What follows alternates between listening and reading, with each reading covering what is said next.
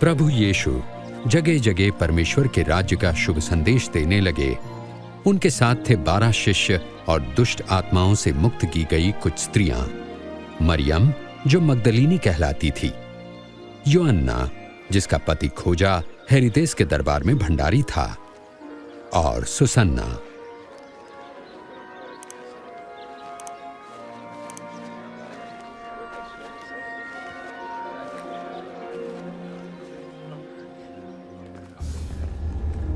गलील के शासक हेरोदेस ने यूहन्ना बपतिस्मा देने वाले को बंदीगृह में डलवा दिया, क्योंकि यूहन्ना ने उसके द्वारा अपनी भाभी से विवाह की निंदा की थी। कहो। जब हम लोग नाइन नगर के द्वार पर पहुंचे, तब लोग एक अर्थी को लेकर जा रहे थे। मरा हुआ व्यक्ति एक विधवा का इकलौता पुत्र था। जब यीशु ने उस विधवा की तरफ देखा, उनका हृदय दया से भर उठा। उन्होंने कफन उठाया और कहा, ऐ नौजवान, मैं तुमसे कहता हूं, उठो। और मरा हुआ युवक उठ बैठा। यीशु ने उसे उसकी मां को सौंप दिया। उनसे पूछो, क्या आप वही हैं जिनके आने के विषय में यूहन्ना ने प्रचार किया था, या फिर हम किसी और की प्रतीक्षा करें?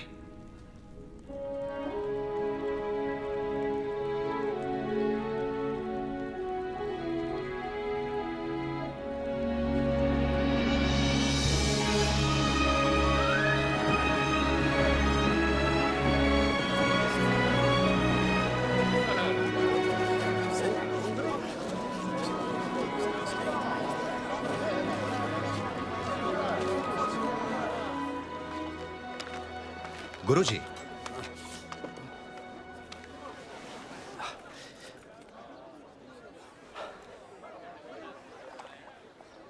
गुरुजी, यूहन्ना बपतिस्मा देने वाले ने हमें ये पूछने भेजा है, क्या आप वही हैं जो आने वाले थे, या हम किसी और के आने की प्रतीक्षा करें? जो कुछ तुमने देखा और सुना जाकर यूहन्ना से कहो।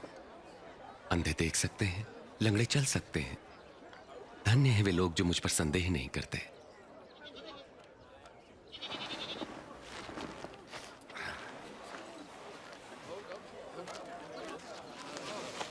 कृपया मुझे उठा लीजिए। आ जाओ मेरे कंधे पे। अब तुम देख सकते हो? हाँ, मैं यीशु को देख सकता हूँ। एक बीज बोने वाला बीज बोने निकला। बोते हुए कुछ बीज मार्ग के किनारे गिरे और रौंद डाले गए, और पक्षियों ने उन्हें चुग लिया। और कुछ पथरीली भूमि पर गिरे। जब वो उगे तो पानी न मिलने के कारण वे सब मुरझा गए। और कुछ झाड़ियों के बीच में गिरे। झाड़ियों ने साथ साथ बढ़कर उन्हें दबा दिया। परंतु कुछ बीज अच्छी भूमि पर गिरे, और सभी पौधों ने उगकर फल दिया, प्रत्येक ने 100 गुना। गुरुजी, जब भीड़ जमा होती है तो अब उदाहरणों में क्यों बातें करते हैं? परमेश्वर के राज्य के रहस्यों का ज्ञान तुम्हें दिया गया है, परंतु औरों को उदाहरणों में सुनाया जाता है, क्योंकि वो देखते हुए भी नहीं देख पाते और सुनते हुए भी नहीं समझते।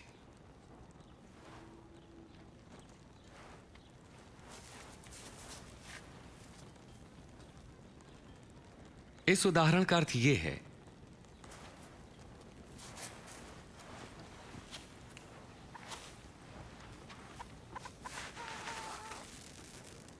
बीज परमेश्वर का वचन है। मार्ग के किनारे गिरे बीज उन्हें दर्शाते हैं जो वचन सुनते हैं, पर शैतान आकर उनके मन में से वचन चुरा लेता है, ताकि वे विश्वास करके कहीं मुक्ति न पालें। पथरीली भूमि पर गिरे बीज उन्हें दर्शाते हैं जो वचन सुनकर आनंद से ग्रहण करते हैं, पर जड़ नहीं पकड़ पाते। वो कुछ देर तक विश्वास करते हैं, और परीक्षा की घड़ी आने पर टिक नहीं पाते। झाड़ियों में गिरे बीज उन्हें दर्शाते हैं जो वचन सुनते हैं, परंतु जीवन की चिंताओं, धन, मोह व भोग विलास में फंसने से उनके फल कभी नहीं पकते। वे बीज जो अच्छी भूमि पर गिरे उन लोगों के प्रतीक हैं जो वचन सुनकर उसे भले और आज्ञाकारी मन से ग्रहण करते हैं, और फलवंत होने तक उन्हें संभाले रखते हैं।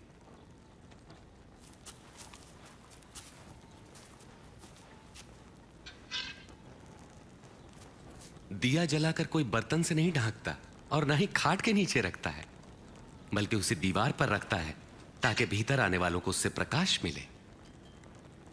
जो कुछ छिपा है वो बाहर लाया जाएगा, और जो ढका है उसे ढूंढकर प्रकाश में लाया जाएगा। इसलिए सचेत रहो कि तुम कैसे सुनते हो, क्योंकि जिसके पास है उसे और दिया जाएगा, और जिसके पास नहीं है उससे वो भी ले लिया जाएगा जो उसके पास है। गुरुजी, आपकी माता और भाई वहां बाहर खड़े हैं, आपसे मिलना चाहते हैं।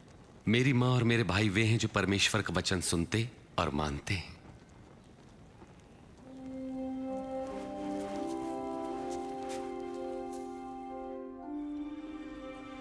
एक दिन प्रभु यीशु अपने शिष्यों के साथ एक नाव पर बैठे और उनसे कहा, आओ हम झील के पार चलें। नाव चल रही थी और यीशु सो गए।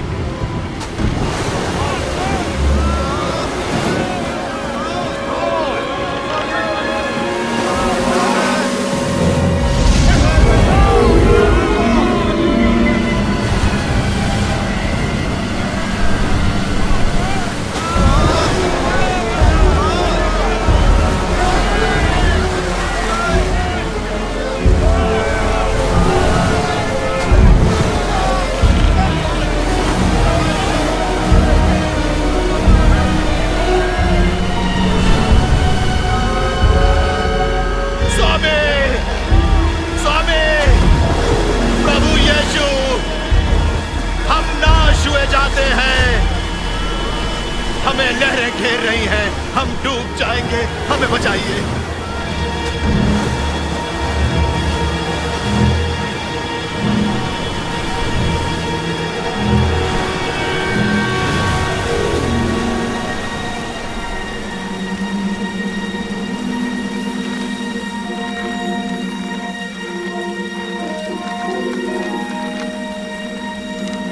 अब हम बच जाएंगे।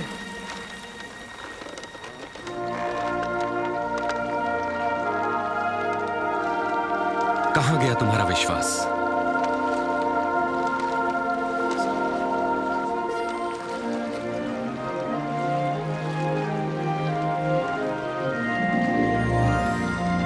और वे गरासिनियों के देश पहुंचे जो झील के पार गलील के सामने था।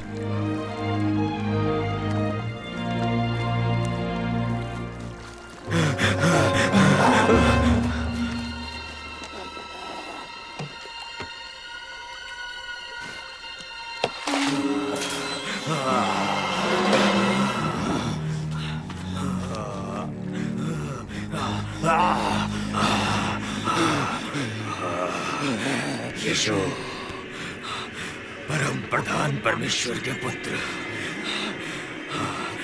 आप मुझसे क्या चाहते हैं? मैं आपसे विनती करता हूँ, मुझे दंड ना दे। क्या नाम है तुम्हारा?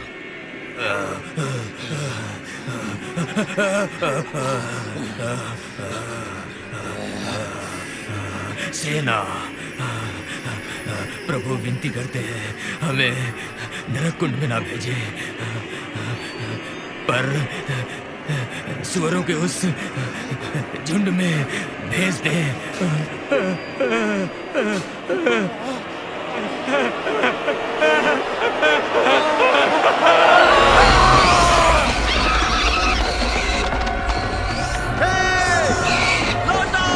रुको, रुको।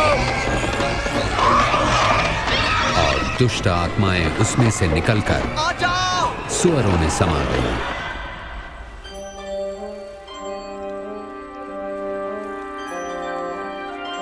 यहां से चला जा। हे जादूगर, हमें छोड़ दे। यहां से दूर चला जा। हमें छोड़ दे। यहां से चला जा।